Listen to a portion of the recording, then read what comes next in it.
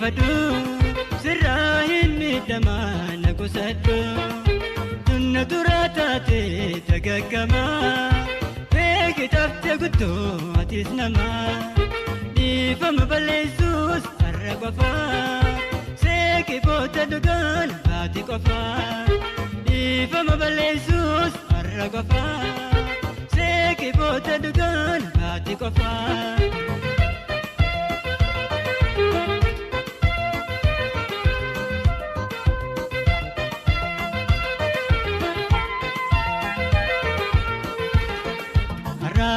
Ilkeenu wal dawani karaa walirraa dhaqan hin qabani arraba ilkeenu wal dawani karaa walirraa dhaqan hin qabani waati koif gorsi tararami guyyaan kun nu dabra araarami araarami araarami.